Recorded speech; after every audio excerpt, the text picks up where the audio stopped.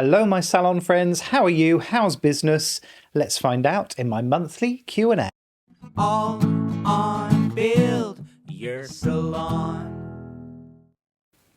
Hello, hello, hello, my salon friends. Phil Jackson here, your queen of salons, coming in your eyes and ears again with another dose of wise owl wisdom. How is business? Hope October's been good for you. Heard some good, strong, positive results from some of my coaching clients, and I hope it's been the same in your business too. Reach out and let me know. Phil@buildyoursalon.com. You know I love hearing from you anyway. And hear from you, I did have to do a bit of hustling, a bit of hassling, nagging people into sending me their questions, but we've got a good set of questions for my Ask Me Anything episode. And we're going to jump straight in with a question from Cora. And apologies for looking down, but I've got my notes. Cora says, how do I get my girls to sell retail? I'm the only one selling and we hardly sell anything. They get 10% commission on sales. Oh my goodness, if I had £1 for every time a salon owner has reached out to me with frustrations around salon retail, I'd have, oh gosh, over £10, I expect. This is a very common question. I think it is getting tougher to sell retail as we get more professional products being sold on places like Amazon and eBay. It is getting harder. And even in my own salon, I have seen people checking the prices online before they decide whether to make a purchase or not. That said, there's some stuff that I think we can be doing. I think the first thing I would look at is the brands that you're stocking. And I'm looking for two things here. One is that the brand you're stocking is aligned with your own salon brand. So there's a tension in my own business, for example. So I keep calling it my business. It's not my business anymore, but I interfere in it enough that I feel like it's still my salon. But we are a hair salon and we stock KMS products. And KMS branding does not fit our clientele. Our clientele is more mature, they're certainly wealthy, and the branding that goes with KMS, all of the point of sale material, is very young, very hip, very trendy. And there's a tension in the business there, which needs to be addressed. So we bring in different brands to supplement. And eventually I expect KMS will be discontinued in the salon. So make sure that what you're retailing fits with everything else. If, for example, you have, I don't know, a salon that's built around your green credentials and you're very environmentally aware, environmentally conscious, and your products aren't, then there's a tension in the business and it's going to make it tougher to sell. So make sure you're looking at the brands that you've got. Also, why not look for stuff that you can't buy online? And I'm a big fan of smaller brands, brands that will offer you exclusivity, at least in the local area, brands that don't sell online, or if they do, they've got some sort of portal where you can still get a commission, or even better, look at white labeling. And the quality of white labeling products now is much higher than it used to be. It used to be very, very poor. Now, I think you'd be hard pushed to find better. And then, of course, you're reinforcing your branding in the customer's bathroom, but also they can't buy those products unless they're buying them from you. So I would look at the branding first of all. Secondly, I think we've got a performance management question here. I think we need to make it really clear what our expectations are of our team members. And ultimately, those targets should be built into, I don't know whether you're hair or beauty, but they should be built into your stylist or esthetician or beauty therapist job description. So it should be really clear, even at the recruitment stage, that they are expected to retail. And ultimately, it's their job. If it's in the job description, we have an expectation and we start coaching them towards that. But ultimately, we need to be prepared. If we're going to set retail targets, we need to be prepared to shift that conversation. So if they've had all the product knowledge training, they've had all the sales technique training, we've run promotions to make the products more attractive, we've made sure the branding's aligned, and they're still not retailing, well, that's no longer a knowledge problem. It's no longer a coaching problem. What we've got there is a disciplinary problem or a capability problem. So we need to be prepared to shift that conversation. 3 tiny little extra points, though, for you, Cora. You said we hardly sell anything. Does that mean you're not retailing very much either? Because I'll tell you now, you need to get your own house in order. It's very hard to sit down with a straight face and coach somebody on retail products if you're not retailing really hard. So you need to be the best retailer they've ever seen and lead by example in that instance. Second point is 10% commission on sales doesn't do it for me, I have to say. At most price points, that's not really going to make a big difference. Even if they're retailing reasonably well, it's not going to make a huge difference pay packet wise. I would have a look at stripping that out and finding a different way to motivate and incentivize. We changed and moved our retail commission over to our training budget. So the more they sell, the more goes into the training budget. My guys are much more motivated by training than they ever were by an extra few quid in their pay packet at the end of the month. But do what works for your team. And finally, don't make the assumption that you have to retail at all.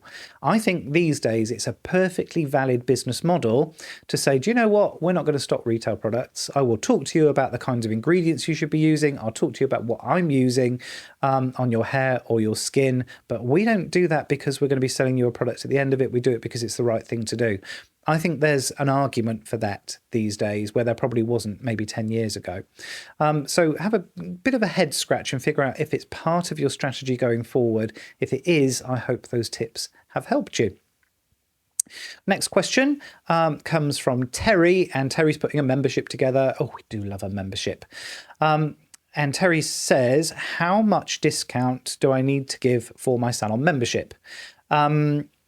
And the short answer is you don't, if you don't want to. You can make it a discount membership. I don't teach discount memberships. I say during my memberships training, this is not a discount club that we are building. Sometimes it's worth offering a small discount. It depends basically how valuable it is for you to have a member. If you've got a big problem with the first of the month anxiety and lots of anxiety around money coming in and breaking even too late in the month, maybe it's worth something to you to put a discount out there. But I think we can find lots of other reasons for people to join a salon membership. For example, as much as we're smoothing your income with a membership, we're smoothing their outgoing. So perhaps that predictability can take the place of a discount. Perhaps that's enough for someone to sign up. Or maybe we need to create something that's more of an exclusive membership, perhaps build in some VIP benefits, or perhaps offer people access to certain team members or certain time slots or certain services even that they can't get unless they are a member. So there's lots of reasons we can give people to join a membership beyond just discounting. So don't assume that you need to give a discount at all. If you need more help on memberships, Terry, I don't know if you've got my cheat sheet, buildyoursalonpodcast.com/memberships. There's a free cheat sheet there for you to download, and it gives you 10 mistakes that I see people making when they're putting memberships together. Next cab off the rank is Val, and Val's growing her team. Hurrah!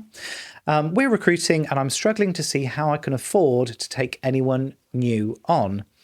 They all want £15 plus per hour, and there's no way I can make a profit on that if they're not busy straight away.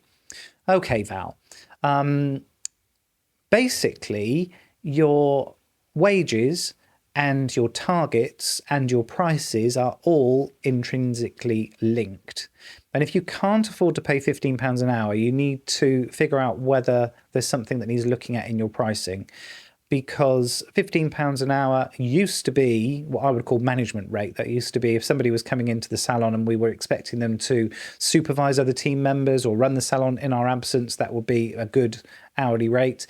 Nowadays, particularly in beauty, £15 an hour is not a huge ask. It's on the spicy side, but I've heard people asking for a lot more than £15 an hour. Also, bear in mind, a lot of the supermarkets are paying, £11.50, £12 an hour now.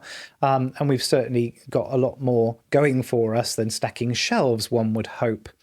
That said, I do think we can come back to your job description, because the hourly rate should be really clear in the job description, and the job description should be available for people in the application process. So I don't really understand how they're turning up and then asking for £15 an hour. If you've done the maths and you can't afford that and you've got an hourly rate in mind, that should be in the job description. They shouldn't really even be applying if they're not happy with the wage that you've put in the job description.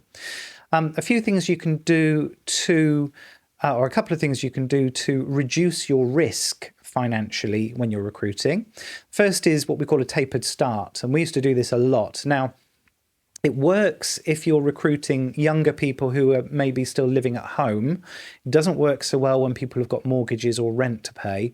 But what you could say is, yes, we want somebody full time, but to start with, we're going to bring them in, say, 3.5 days a week.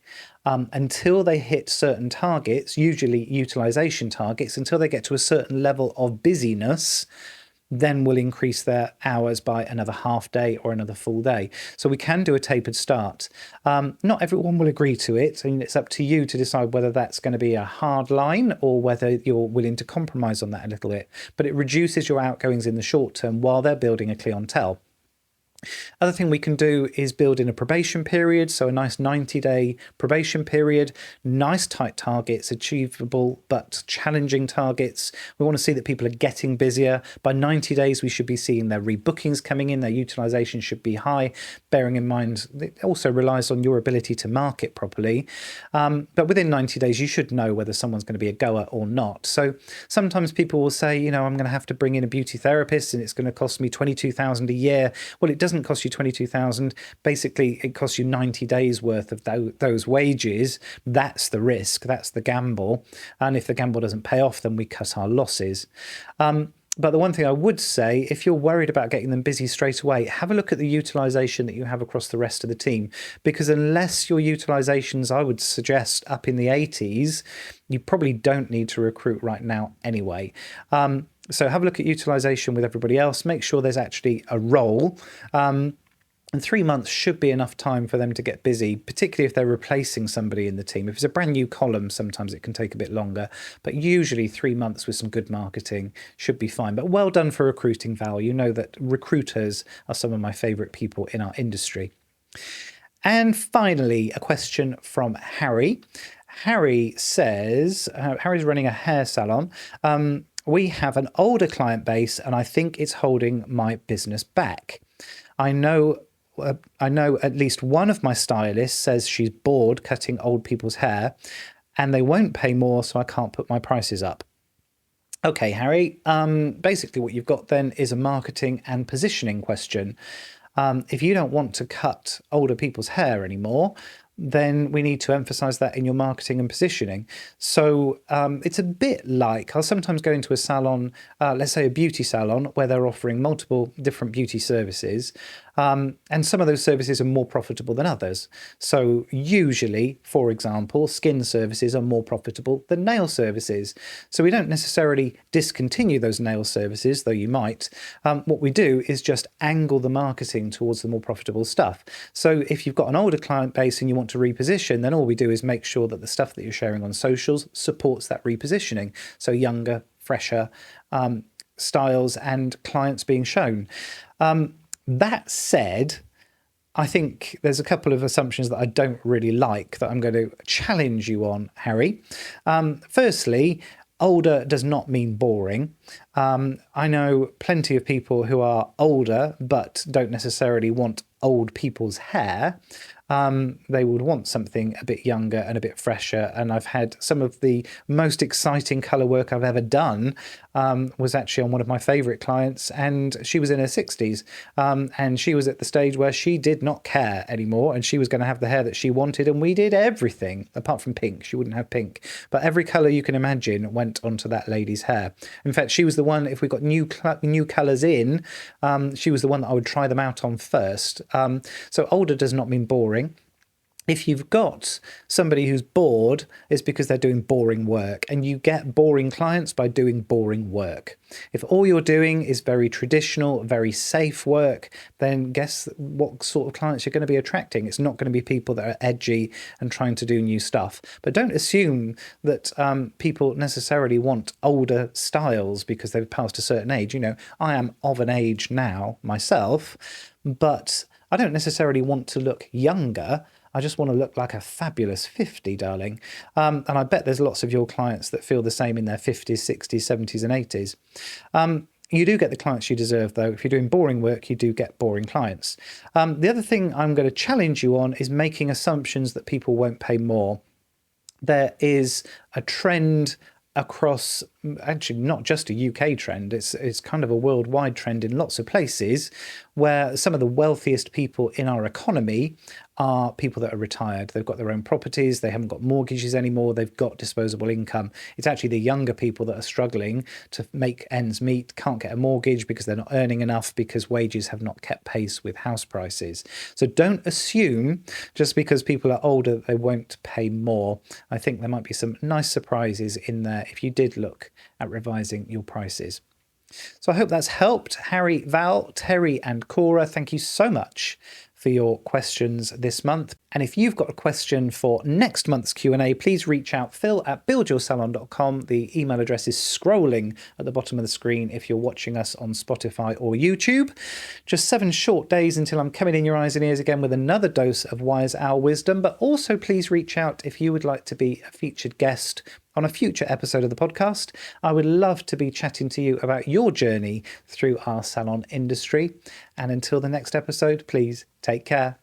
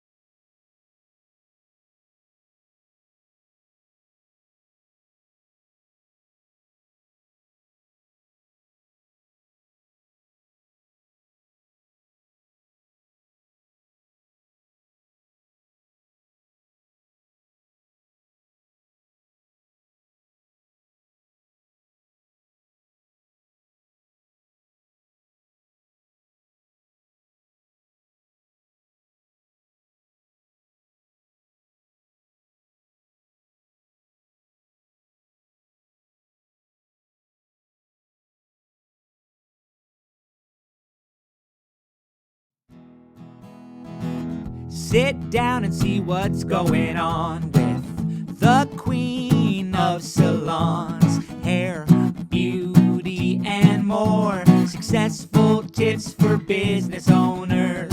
All on Build Your Salon.